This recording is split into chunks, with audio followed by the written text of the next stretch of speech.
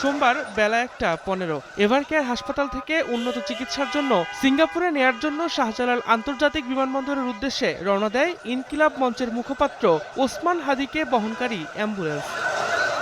এর আগে air ambulance হিসেবে ব্যবহৃত গালফস্ট্রিম G100 সিরিজের প্রাইভেট জেটটি বেলা ১১:২২ শাহজালাল আন্তর্জাতিক বিমানবন্দরে অবতরণ করে। বিমানযাত্রার জন্য উপযুক্ত জেনেই ওসমান হাদিকে বিদেশে নেয়ার জন্য সরকারি সিদ্ধান্ত নেওয়া হয়েছে বলে জানান প্রধান উপদেষ্টার স্বাস্থ্য বিষয়ক বিশেষ সহকারী doctor Sayedur Rahman. Air ambulance টিমের সঙ্গে টেলিকনফারেন্স করা হয়েছে, তারা নিশ্চিত করেছেন এবং এখন আমরা আশাবাদী যে তাকে অন্তত পক্ষে আমরা সিঙ্গাপুর জেনারেল হাসপাতালে, আপনারা জানেন এই অঞ্চলের মধ্যে নিউরোসার্জারিতে সবচেয়ে ভালো সেন্টার, এখন আমরা শুধুমাত্র হাদির জন্য দোয়া চাইব।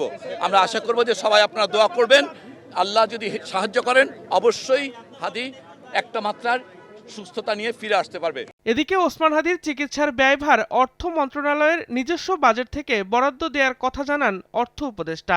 হাদির ব্যাপারে বাইরে পাঠাবে, কালকে যখন আমাদেরকে মেসেজ দিল আমরা বলেছি টাকা পয়সা কোনো ব্যাপার না, উইল গিভ অ্যালোকেশন, যা হোক এটা ম্যানেজ করে।